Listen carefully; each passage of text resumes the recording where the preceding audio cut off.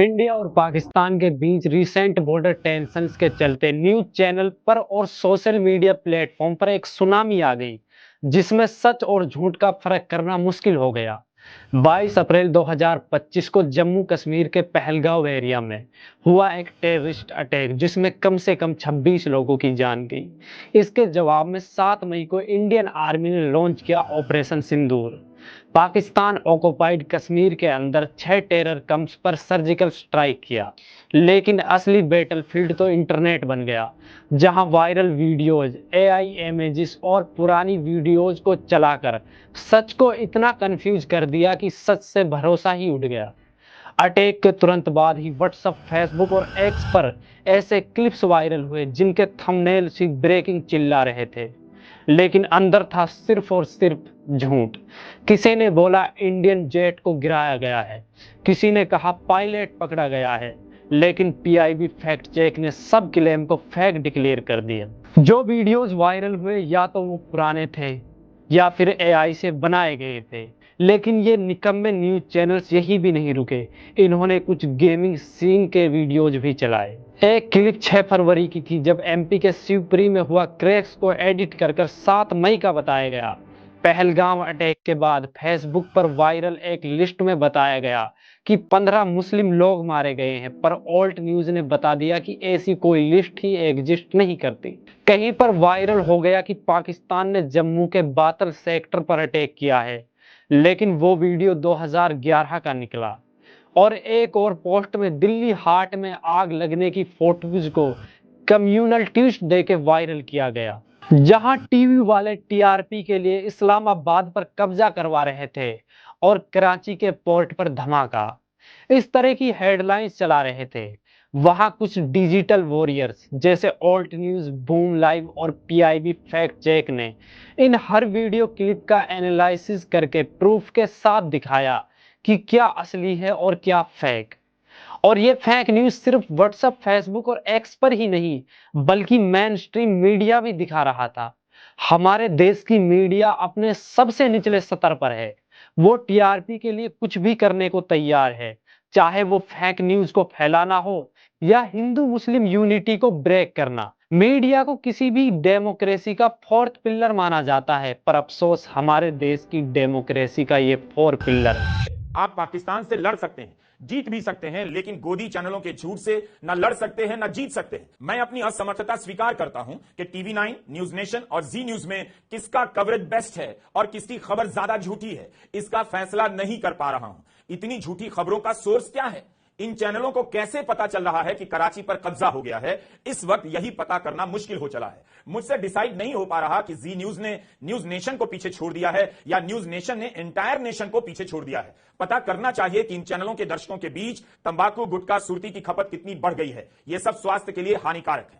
हम original thumbnail आपको नहीं दिखा रहे, हो सकता है तीनों चैनलों को बुरा लग जाए, इसलिए उनके थंबनेल पर जो लिखा है उसका संग्रह आपके लिए किया है, उसकी प्रस्तुति बदली है, मगर लिखावट, हेडलाइन का टेक्स्ट सेम।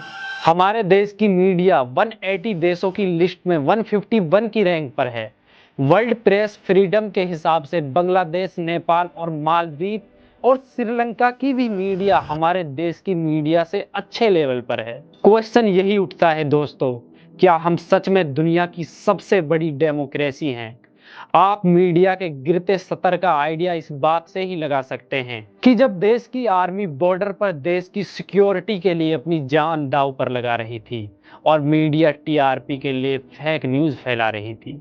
जी न्यूज खबर दिखा रहा था कि पाकिस्तान की कैपिटल इस्लामाबाद पर कब्जा कर लिया है, और इंडिया टुडे बता रहा था कि इंडियन नेवी ने पाकिस्तान के कराची पोर्ट पर हमला कर दिया है।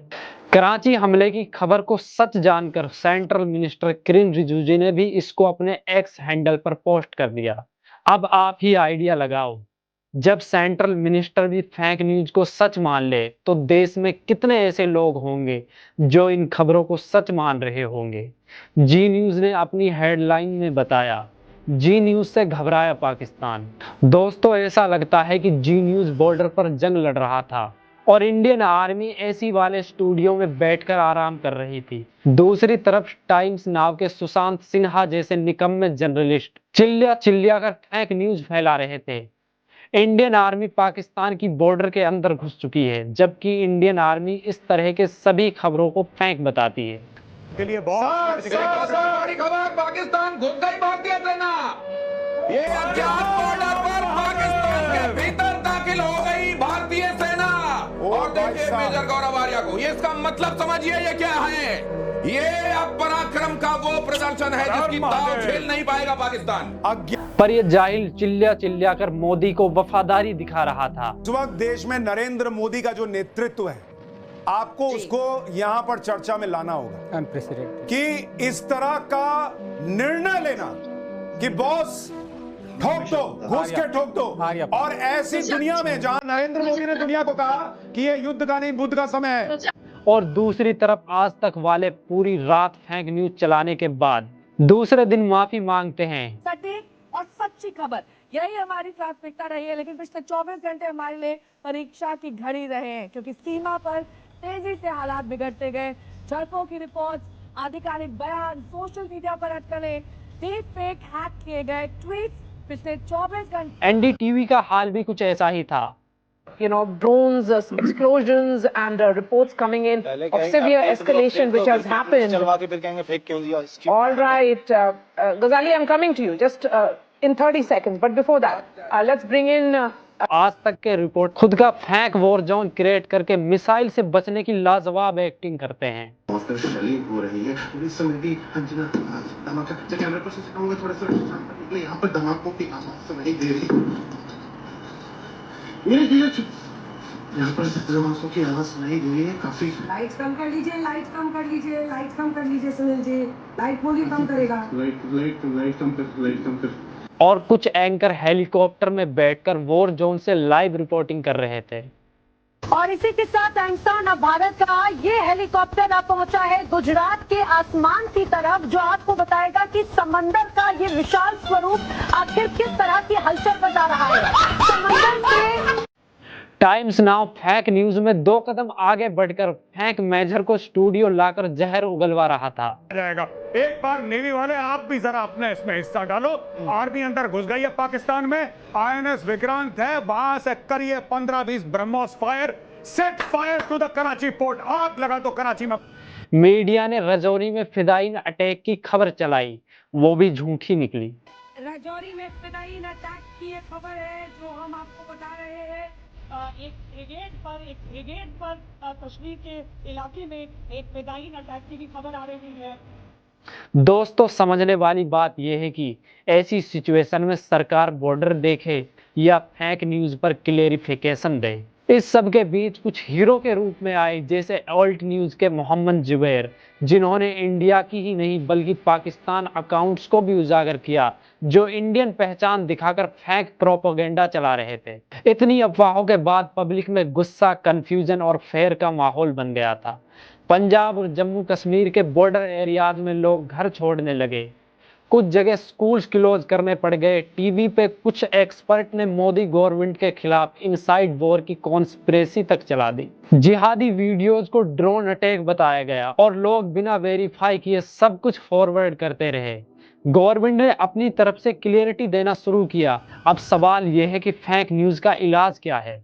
अपनी सोच को अपग्रेड करो, किसी भी वायरल वीडियो को तुरंत सच मत मानो, क्रॉस चेक करो। और क्रॉस चेक करने के लिए ऑल्ट न्यूज, PIB फैक्ट या बूम लाइव जैसे ट्रस्टेड सोर्स पर ही विश्वास करो। मीडिया लिटरेसी, स्कूल्स और कॉलेजेस में सोशल मीडिया लिटरेसी सिखानी चाहिए। हर कोई जर्नलिस्ट नहीं होता, पर हर कोई रिस्पॉन्सिबल सिटीजन बन सकता है। गवर्नमेंट को ऐसे लोगों पर एक्शन लेना चाहिए जो जानबूझकर मिस इन्फॉर्मेशन फैला रहे थे, चाहे वो बड़े अकाउंट्स हो या बोट्स। न्यूज चैनल्स को TRP के लिए झूठ बोलना बंद करना होगा। सच दिखाओ, सेंसेशनलिज्म नहीं। दोस्तों, बॉर्डर पर सोल्जर्स अपनी जान पर रिस्क लगा रहे थे।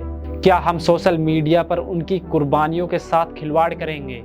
अगली बार जब कोई एक्सक्लूसिव फोटोज मिले, बस एक बार रुककर सोचो, क्या ये सच है?